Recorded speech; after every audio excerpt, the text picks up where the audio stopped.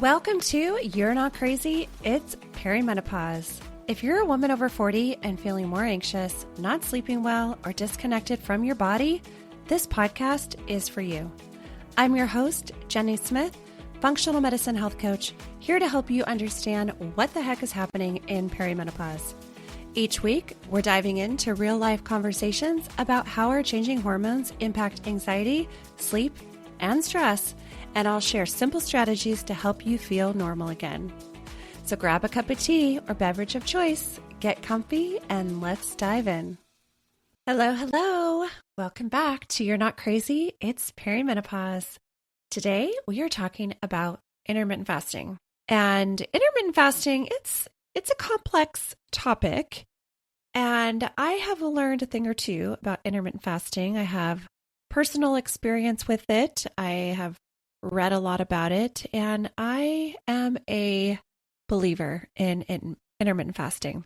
Now, things can get a little bit more complex as we get older and our hormones are changing, especially in perimenopause. Fasting can feel a little bit different. Personally, for me, fasting was one of the easiest ways for me to lose weight when I started on my health journey. And I started with fasting in the morning, skipping breakfast and eating lunch. And this is when I developed a love for black coffee. I used to drink coffee with lots of creamer. I guess you would say I had coffee with my creamer. That's how much creamer I had in my coffee. And when I learned about intermittent fasting and you cannot have any calories or that breaks your fast, that's when I had to go to black coffee. And because I love coffee so much, I tolerated it to a point that now I can't have coffee any other way. I love my coffee black. If I have any kind of creamer in my coffee, it is too sweet. So fasting was able to help me kick my sugar in the morning. If you've ever tried fasting, you've skipped the breakfast, you push coffee a little later because you have to have creamer in it, and you didn't feel good afterwards, you felt like shaky, irritable, just obsessed with when you're going to get your next meal, feeling exhausted. You didn't do anything wrong. You were just missing a few key pieces that people don't really talk about, especially for women. Men and women are very different. I tell my husband this all the time because he can do like 5-day extended fasts and not have any issues. I go 24 hours and I have a major headache. It's hormonal. We are very different. And we're going to talk a little bit about how women in perimenopause should approach fasting so that you are not feeling miserable and that it's actually working, because intermittent fasting is very powerful. It does a lot of healing, but the way so many women are doing it, it's actually working against their hormones. So today I want to walk you through what intermittent fasting really is, why it works so well for us, why it sometimes backfires, and the approach I take with women who are trying to balance their hormones and feel normal again. Okay, first, what fasting actually is. Let's start by sharing what it is not. Intermittent fasting is not starving yourself, and it's not skipping meals randomly. Intermittent fasting is a great tool that actually helps repair your body. And the fasting I'm going to talk about today is called autophagy fasting. And it is a great tool for you to use if you want to lose weight, if you are trying to clear up some brain fog, and you don't have a whole lot of energy. Autophagy fasting is really helpful in healing your cells, and it's great when you want to detox and improve brain function, improve your immunity, and help balance your hormones. So autophagy fasting is about 16 to 24 hours, meaning going 16 to 24 hours without any calories. And it just gives your body a break from digesting food. That's really what it is. And one of the most common ways to implement intermittent fasting is around 12 to 16 hours of not eating. If you wanted to do like 16 hours, you would stop eating at 7 o'clock and you wouldn't eat until 11 o'clock the next day. So extending that fast. So no calories, anything caloric, that's drinks included, will give you that good fast. So why does intermittent fasting work so well? When it is done correctly, fasting can be incredibly supportive for your body. It can help stabilize your blood sugar, improve your energy, support mental clarity, reduce inflammation in your body, and help with your hormones. And this is why so many people are drawn to it. There are other types of fasting. There's extended day fast. There's 36-hour fast. We're not going to talk about that today. Those are wonderful, powerful options for so many people. And I do hope to have some fasting experts come onto the show and talk a little bit more about fasting and its healing benefits and the wonderful, wonderful benefits that fasting brings to any kind of protocol. But today we are going to be talking about intermittent fasting, or time-restricted eating is what it's otherwise known as. You just essentially restrict the time that you eat during the day. And it can really help with you're experiencing any kind of energy crashes, those annoying symptoms that I mentioned earlier, brain fog, you can't lose weight no matter what. Fasting can certainly help with those things. And it helps when your body feels safe doing it. So let's talk about that a little bit. Before we talk about fasting, we have to talk about blood sugar. There's those words again, blood sugar. You know, I love to talk about blood sugar. This is where most women are actually struggling with is their blood sugar swings. And you might notice that you feel hungry after eating, you crave sugar constantly, you need to eat every few hours, you hit that afternoon crash and feel like you need a nap, you are irritable, you have brain fog, you might even feel anxious. And that's your blood sugar on a roller coaster, essentially. Dr. Jason Fung explains it wonderfully. He's a fasting expert, and he has a couple of books on the diabetes code as well as the obesity code. And he uses a really great visual of a subway car and people trying to get into the subway, and the conductors are trying to push the people into the subway. I'm going to try to explain this to where it makes sense, because usually I present this visually and it's easier to see. And so the subway car is your cell. The people that are trying to get into the subway car is glucose, the sugar in our blood. They're trying to get into the subway. And the conductors, they are trying to get these people in, they're trying to fit these people into the subway. And essentially, the conductors are insulin. So insulin is the hormone that is trying to get the sugar into your cells for energy. And sometimes when the subway is full and people are just kind of hanging out, it gets a little chaotic because what are we going to do with all these people? We can't get them in the subway. And that's what's happening in your body. When your cell is full of the sugar, the glucose, where else is the sugar going to go? It's going to go into your bloodstream and it's going to try to find somewhere else to go. And that's when it gets really chaotic. And that's when you start to feel unstable, you feel anxious, you feel uneasy. It's because we have too much of that going on and we need to kind of like release that. And so that's one of the beauties of fasting. Fasting allows your body to use up all that sugar for energy. And so that you're not feeling, overloaded with blood sugar spikes. So you start to use that sugar for energy. But when your blood sugar is unstable, sometimes you can feel worse. And that's where fasting can help. So hopefully that makes sense. Trying to explain it in a way that essentially fasting just really helps kind of stabilize blood sugar. It helps deplete all your sugar stores and then turn to your fat stores for energy. And that's when we start to have more mental clarity. That's when blood sugar is balanced and we're feeling really good. That's when we're not, hungry after eating. And so that's where fasting can really, really help. But if your blood sugar is unstable, that's where it kind of backfires. And that's where women get a little frustrated because, they've heard that fasting's so wonderful and they're doing it, but instead they feel more stressed out. They feel more tired. They're more reactive. And, sometimes their hair falls out. And so that's why you might hear like people say fasting isn't for women. And that's not true. It's just you've got to prepare your body for fasting, and you got to do it in baby steps and make sure that you are doing it correctly, because your body is already navigating all these hormonal shifts.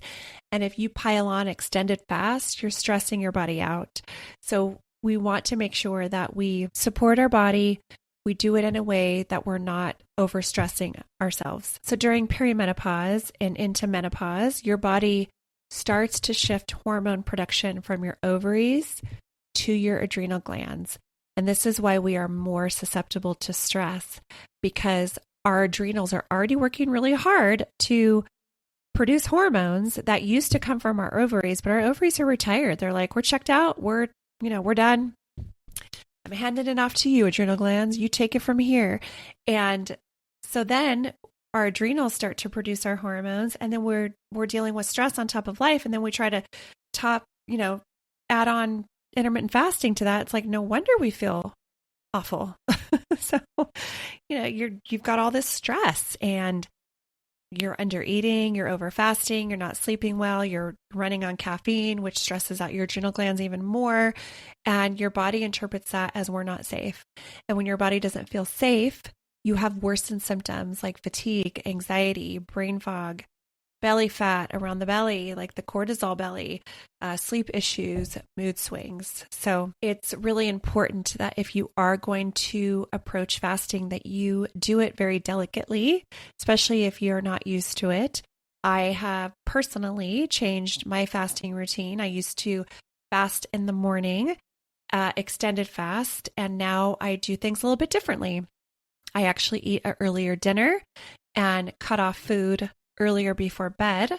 I just find that I sleep better when I do that, and I don't feel as hungry during the day if I'm skipping breakfast. And so you got to find the magic, not the magic, you got to find what is going to work for you if you want to incorporate any kind of intermittent fasting into your protocol, into your routine in perimenopause. And truth be told, there are actually times when your body can handle fasting really well and times that you don't want to do it. And when you learn how to work with your body instead of against it, that's when it starts to feel a little bit easier. And we go deeper into this inside my program because it can get very personalized. But just know that fasting is not a one size fits all. If you want to take a deeper dive into fasting for women, I highly recommend Dr. Mindy Pelz's book, Fast Like a Girl. She talks in more detail about how men and women fast differently and how women need to time their fast to their cycle, especially if you are a cycling woman. It is important to make sure that you don't fast on certain times of your cycle versus when it is good to fast, when you have more energy, things like that. I really recommend her book. The approach I take with women, especially inside the Hormone Reset Project, is we don't jump into long fast. I call it gentle fasting. And everyone starts with a 12-hour overnight fast. Super simple, super easy. If you're somebody that doesn't get up in the middle of the night and starts eating and having that midnight snack, it's 12 hours of fasting, especially when you're sleeping. So again, finishing dinner at 7 o'clock and not eating breakfast again until 7 a.m. And that's it. And that's, just not even having any kind of calories that is going to break your fast. It's simple. And I encourage you to start with a 12-hour fast. It is so good for your digestion. It's so good for your hormones. It's so good for sleep. Everything that, we work towards, we really do need a break. And giving our body that break from eating. It's a great starting point. And I want to talk about what I see a lot of people doing that is jeopardizing their fast, that's actually breaking them out of a fast. And it's, drinking calories during their fasting window. They might have creamer in their coffee, or, they're putting electrolytes in their water. Sometimes if you have flavored electrolytes, that's going to alert your body that, oh, we got some sugar in here. We're not actually fasting, so we're going to use the sugar up for energy instead of going to the sugar stores that we already have in our body. So making sure that we don't have any calories, especially sweet calories that are going to trick our body into thinking that we need to use that first before we use up the sugar stores that we have in our body that we want to kind of get rid of. Because remember, our subway is full and we don't want any chaotic people hanging out in our bloodstream, the glucose hanging out in our bloodstream. So making sure that we burn off what we have before we start adding. And you can do that beginning with the 12-hour fast. I see people breaking their fast with sugar or carbs. It's just not conducive to what you're trying to do. It kind of defeats the purpose of a fast. You're just adding more sugar. And so it's really important to, focus on the balanced plate method, which is what I teach, and making sure that we have hormone-friendly, blood sugar stable meals. The other mistake I see is women jumping into a 16-hour fast too quickly and they don't feel good. You really have to kind of work your body up to that, especially if you are used to eating every couple of hours and you don't have a long break in between meals. It's going to feel really hard at first. And so that's why I really encourage you to start slow. And that's why I really like the 12-hour break starting there. So again, making sure that when you are fasting, you're not consuming any calories.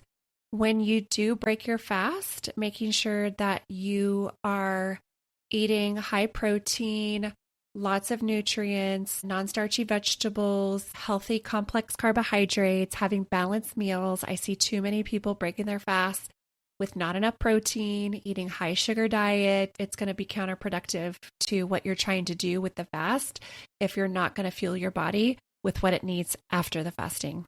You're going to be right back on that blood sugar roller coaster. And that is why I love the balanced plate method. And if you want to learn more about the balanced plate method, you can listen to episode 10, where I talk about how to balance your plate to support your hormones, to support your mood, energy, and just making sure that you are boosting your metabolism. When you are fasting, you want your body to respond in a positive way. And that's the way to do it, is really start slow. And fasting is not for everyone. If you have a history of eating disorders, it can trigger something in you. So you want to make sure that if you do have any history of eating disorders, that you speak to your counselor or a medical professional on whether or not it is right for you. Some people cannot do fasting for that reason. If you are underweight, fasting is not going to be a good approach for you. Fasting is not great for children, and it's certainly not great for pregnant women.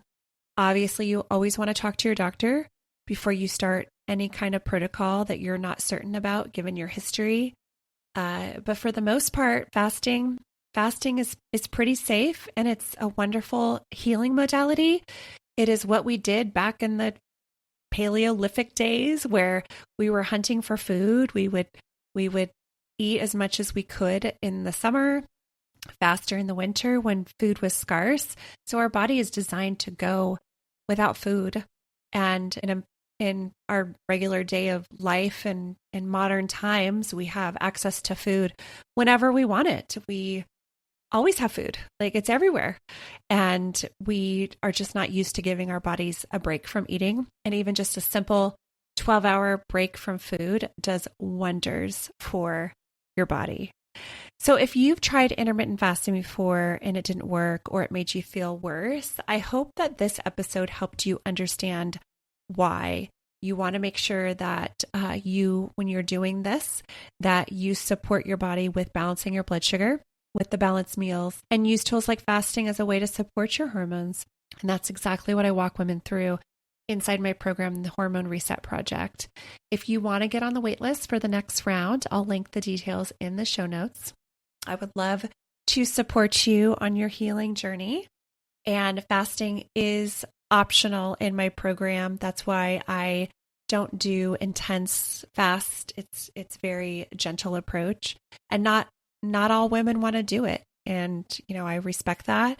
And you don't have to start feeling well. It is just one approach towards healing and towards feeling good in your body. That's all I have for fasting today. If you have a question I didn't answer on the podcast, find me on Instagram and ask me there. I love connecting with my listeners. Also, make sure to subscribe to this podcast so you don't miss an episode. And if you're loving the podcast so far, it would mean so much to me if you left a review. This helps it get out to more women who need this information. Thank you so much for being here today, and I'll see you next week.